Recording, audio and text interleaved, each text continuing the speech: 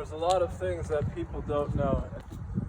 Today is a journey I'd like to bring you on, and I'd like to say, don't be too scared of things that might not be that scary.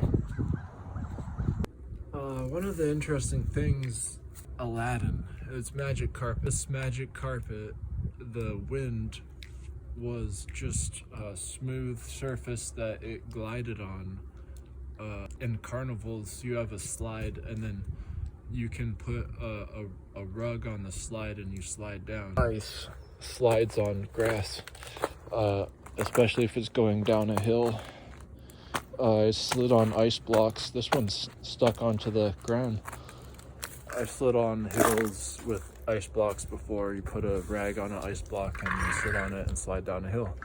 And the hill is grass, so it slides rather well. This carpet was just like tuned different. And in order to be tuned different, you need a threshold. So one heck of a threshold. Well, look at this gate. It's banked in with another gate. And it has like a great dividend going under it. And I'll go show you, but I don't want to try and squeeze through that just yet.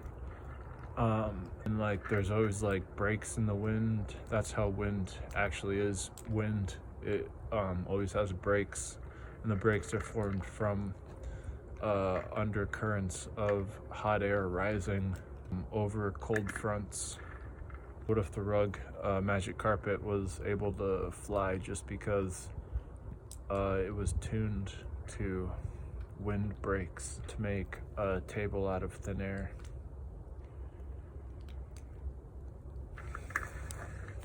A lot of this stuff is just handling the weather.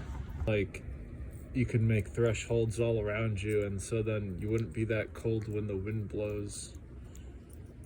And then if you could do that, you could just make thresholds around rain, snow, your holes in your nose. Want to know how like ghosts and monsters in like these movies come out of like areas polarized, interestingly? Consider what Einstein said, and that matter is energy. And if the Big Bang was all the energy in the whole wide universe, understanding how to make not just a snowbank or a bush be a table, but thin air that could be formed as a table. In the Bible, there's the Red Sea that parted.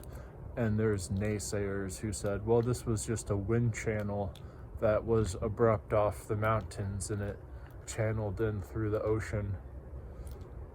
Probably, but the wind channel, I've felt a similar experience in a kitchen.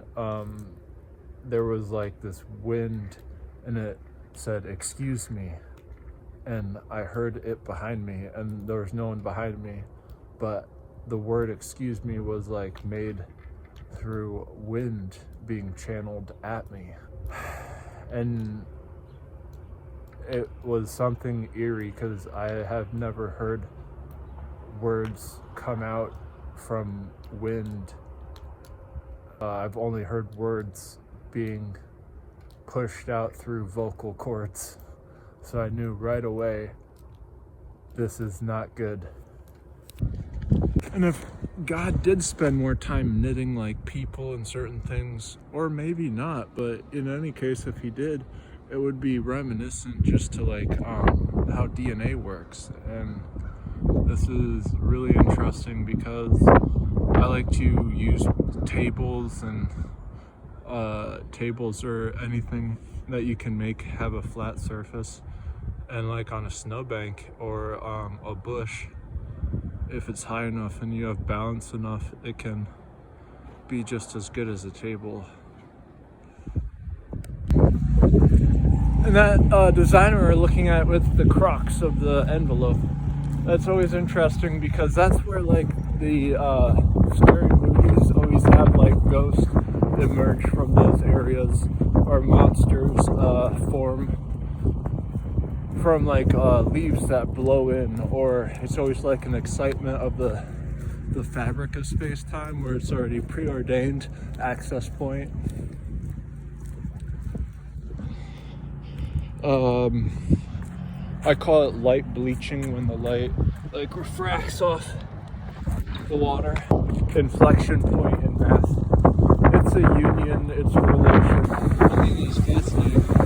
In between these tree interviews, when I'm walking, I see with my eyes, they polarize those stuff behind it, those planks, the verticalities, and the shadows cast on the far end is pretty interesting spectrum as it brightens up down there. It's darker all the way. And these are like references that have great envelopes. The Big Bang, for those who might not know, was the start of existence for time. Now, whether there was a precursor of that is the biggest conspiracy, not in the whole entire world, but it would be the biggest conspiracy of the entire universe. Substantially, there is more than one. Periodically, there's an observable universe where light can't go beyond. That's just like saying we look out into it with the telescope, and the light that can't hit the telescope because it's out too far is beyond our observable universe. And that's kind of scary, that we're unknowledgeable of a Big Bang, and that's even more unknowledgeable of the perimeter of being able to see. And so, just as before with the footage of the shadow not being able to be cast off the telling from the tree, if you were just to look up and not know the direction of the sun pointing at it, you could very mistakenly have the shadow of the pole be the shadow of the tree. The same concept. We aren't even allowed to know the Big Bang much about it because our observable universe limits that, even though we are of it.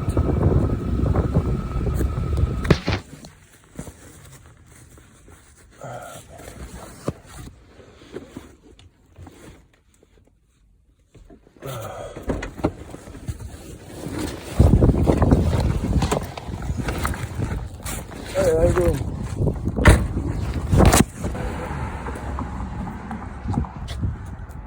Being adjusted and feeling acclimated are two very separate things. Some people have been known to see stuff that isn't even real. Are they imaginative? We all are imaginative. But if they see a tree and a shadow cast behind it, they can be confused that it isn't it, when the other one actually is just beside it. This difference has been teeming humans for millennia, and still does today, in the concept of the Big Bang.